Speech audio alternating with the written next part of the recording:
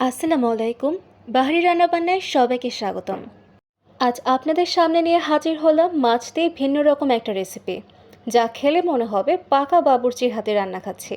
পোলাও বা সাদা ভাত দিয়ে খেতে কী যে দারুণ লাগবে তা রান্না করে না খেলে বোঝাই যাবে না।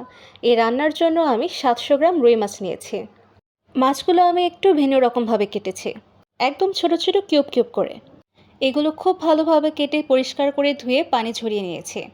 এরপর এর মধ্যে নিয়েছি খুব সামান্য পরিমাণে লবণ আর হাফ চামচ সয়া সস। যেহেতু আমি এখানে সয়া সস ইউজ করেছি তাই লবণটা একটু পরিমাণে কমই নিয়েছি, না হলে কিন্তু একটু তেতো হয়ে যাবে। এরপর আমি একে একে দিয়ে দিয়েছি বাকি উপাদানগুলো। 2 থেকে 3 টেবিল চামচ সয়াবিন তেল, 1 টেবিল চামচ আদা ও রসুন পেস্ট, 1 চামচ মরিচের গুঁড়ো, হাফ টেবিল চামচ ধনিয়া গুঁড়ো, হাফ টেবিল চামচ হলুদ গুঁড়ো, হাফ টেবিল চামচ জিরা গুঁড়ো, হাফ টেবিল চামচ সাদা গোলমরিচের গুঁড়ো এবং দিয়েছি লেবুর রস, যা মাছের এক্সট্রা একটা স্মেল থাকলে সেটা দূর করতে সাহায্য করবে।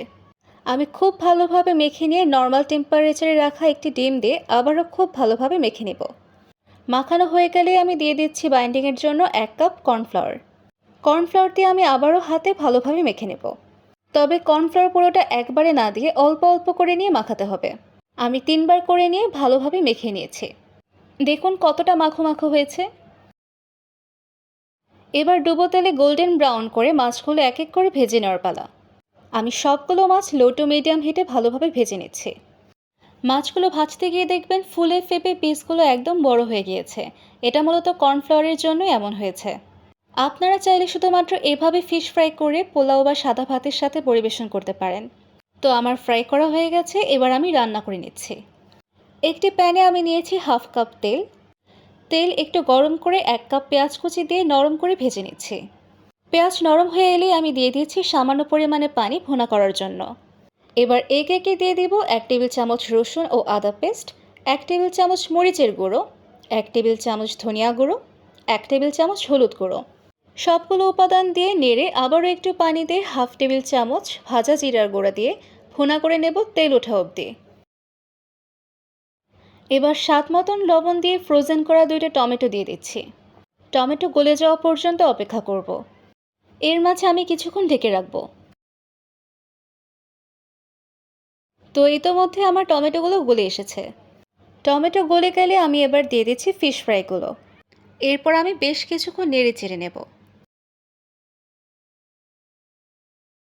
এখন আমি দিয়ে দিয়েছি 1.5 কাপ পানি। পানি দেওয়ার পর আমি বেশ কিছুক্ষণ ঢেকে রান্না করব।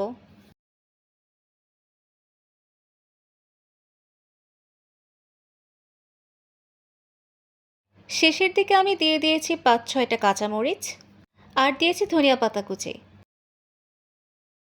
এরপর আবারও বেশ কিছুক্ষণ ঢেকে রান্না করব। মাছের গায়ে ভালো মতো মশলা লেগে গেলেই নামিয়ে ফেলব। তো ব্যাস তৈরি হয়ে গেল রুই মাছের এই ভিন্ন রকম ফিশ কারি রান্নাটি। আর বিশ্বাস করুন এই রেসিপিটা এতটা মজা হয়েছে অনায়াসে 2-3 প্লেট ভাত শেষ হয়ে যাবে। আমার রেসিপিটি যদি আপনাদের ভালো লেগে থাকে সবাই অবশ্যই আমার ইউটিউব চ্যানেলে সাবস্ক্রাইব এবং আমার ফেসবুক পেজে ফলো, লাইক, কমেন্ট, শেয়ার করে পাশে থাকবেন। সবাইকে অনেক ধন্যবাদ।